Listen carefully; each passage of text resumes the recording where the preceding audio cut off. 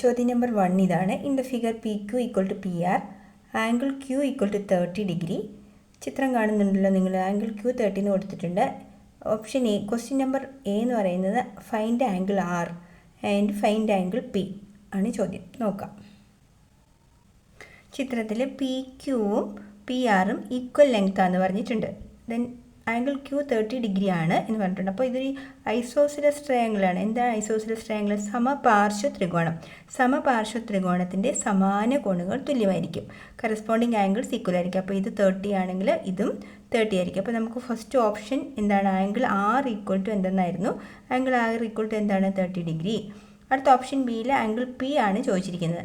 അപ്പോൾ ഇത് രണ്ടും കൂടെ ആഡ് ചെയ്ത് 60ആയി. അവിടെ angle sum property of A triangle എന്താ? 180 ആണല്ലോ. 180 നിന്ന് 60 കുറച്ചാൽ എത്രയാണ്? 120 ഡിഗ്രിയാണ് ആംഗിൾ ബി. ഓക്കെ. അടുത്ത 8ാമത്തെ ക്വസ്റ്റ്യൻ ആണ്. The number of girls and boys in A class are in the ratio 2:3. Total number of students is 50. Option A, what is the number of girls? Option B, what is the number of boys? ചെയ്ത് നോക്കാം. ആകെ കുട്ടികളുടെ എണ്ണം 50 ആണ്. ഗേൾസും ബോയ്സും തമ്മിലുള്ള ratio 2:3 എന്ന് പറയുന്നത്. ഗേൾസും ബോയ്സും തമ്മിലുള്ള റേഷ്യോ 2:3 ആണെങ്കിൽ ആകെ 5 ബോയ് ഉണ്ടെങ്കിൽ അതിൽ 2 ഭാഗം, 5ൽ 2 ഭാഗം ആരാണ്? ഗേൾസാണ്. എത്രയുടെ? 50ൻ്റെ 5 2/5 ഓഫ് 50 ആണ് നമ്പർ ഓഫ് ഗേൾസ്. ബോയ്സ് ആണെങ്കിൽ 3/5 ഓഫ് 50. അപ്പോൾ നമുക്കിത് കട്ട് ചെയ്താൽ എന്ത് വരും? 10 വരും. 2 × 10 20 പെൺകുട്ടികളും ഇത് കട്ട് ചെയ്താൽ 10 വരും. 3 × 10 30 ആൺകുട്ടികളുമാണ് ആകെ ആ ക്ലാസ്സിലുള്ളത്. അതേപോലെ തന്നെ ഒരു സെയിം ക്വസ്റ്റ്യൻ ആണ് ഈ പെരിമീറ്റർ ഓഫ് എ ട്രയാങ്കിളിൻ്റെ ചോദ്യം. കണ്ടോ? Perimeter of A triangle is 36 centimetre and the sides are in the ratio 2:3:4. Find the length of it sides. അതേ ഐഡിയ ഉപയോഗിച്ചാൽ മതി കേട്ടോ. ചെയ്ത് കാണിക്കാം. ഒരു ട്രയാങ്കിളിൻ്റെ 3 വശങ്ങളും കൂട്ടിയാൽ കിട്ടുന്ന അളവാണ് പെരിമീറ്റർ, അതായത് 36 സെൻറ്റിമീറ്റർ എന്ന് പറയുന്നത്. ആ വശങ്ങളുടെ അംശബന്ധം എന്ന് പറയുന്നത് എത്രയാണ് കാണിച്ചിരിക്കുന്നത്?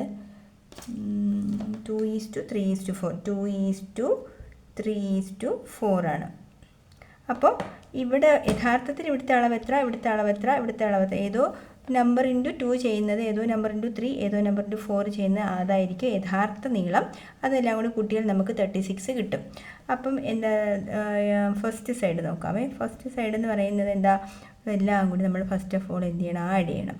3 × 5 4 9. 9ൽ 2 ഭാഗം എത്രയുടെ? 36ൻ്റെ. അതാണ് ഫസ്റ്റ് സൈഡ്. സെക്കൻഡ് സൈഡോ? സെക്കൻഡ് സൈഡ് എന്ന് പറയുന്നത് 9ൽ 3 ഭാഗം എന്തിൻ്റെ? 36ൻ്റെ. അടുത്തത് തേർഡ് സൈഡ് എന്ത് വരും? 9ൽ 4 ഭാഗം വരും എന്തിൻ്റെ? 36ൻ്റെ. ഇനി ഇത് കട്ട് ചെയ്ത് എഴുതാലോ.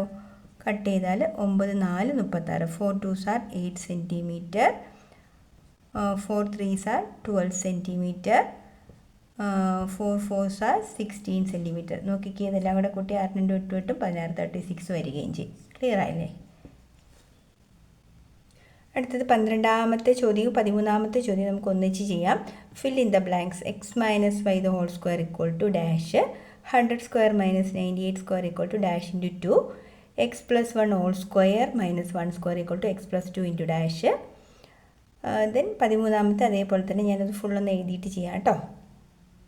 ഇതിൻ്റെ expansion x² - y². a² - b² എന്ന് വെച്ചാൽ a + b × a - b. So x² - y² എന്ന് വെച്ചാൽ x + y × x - y. നമുക്ക് ഡയറക്റ്റ് ആയിട്ട് അതിൻ്റെ ആൻസർ കിട്ടും. അപ്പോൾ ഫസ്റ്റ് വൺ ഓക്കെ ആയില്ലേ? അടുത്തത് 100 square minus 98 square ആണ്. അപ്പോൾ നമ്മൾ എന്ത് ചെയ്യണം? ഇത് 100 + 98ഉം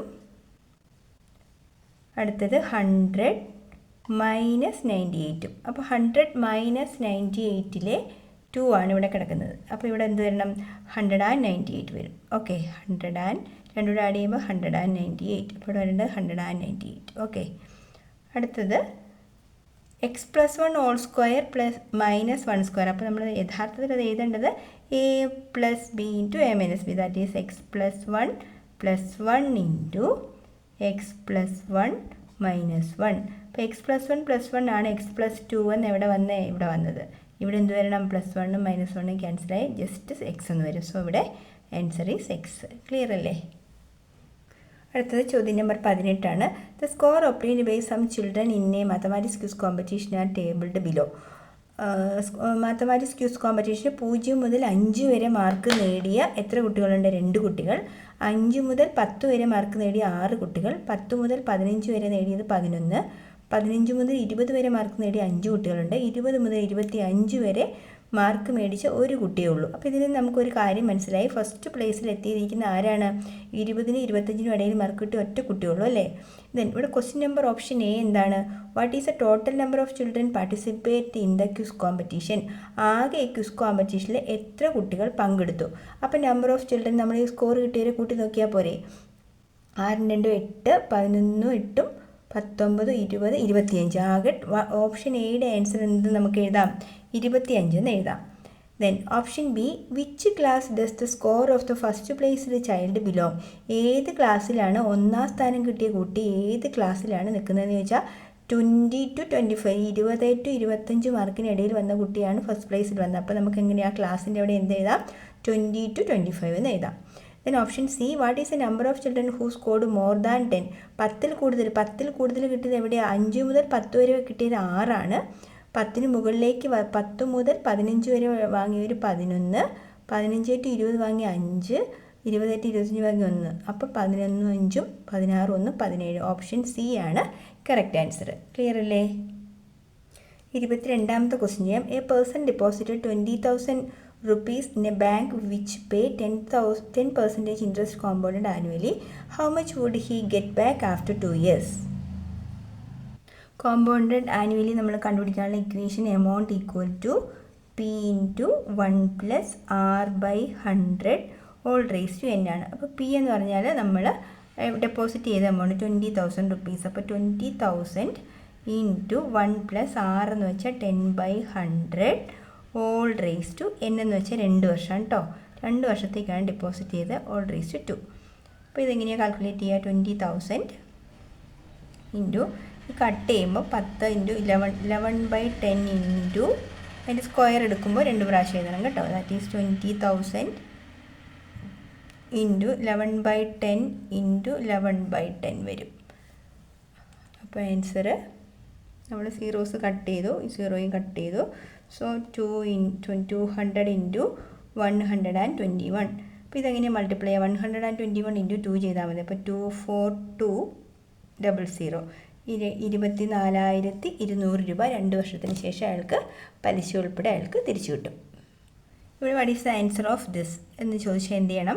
പോയിൻറ്റിന് ഡിവൈഡഡ് ബൈ 0, ഒരു 0 ഉള്ള ആളെ കൊണ്ടാണ് ഡിവൈഡ് ചെയ്യുന്നതെങ്കിൽ 0.1 പ്ലസ് പോയിൻറ്റിന് ശേഷം ഇവിടെ 2 0 കൊണ്ട് ഡിവൈഡ് ചെയ്യുന്നതുകൊണ്ട് പോയിൻറ്റിന് ശേഷം എത്ര പേര് കാണണം?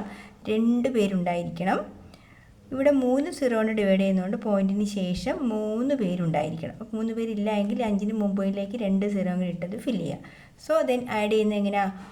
0.1 പ്ലസ് 0.04 0.005 എങ്ങനെ ആഡ് ചെയ്യും? ആഡ് ചെയ്യുന്നത് 5 4 1.0. Answer is 0.145. ഓക്കെ.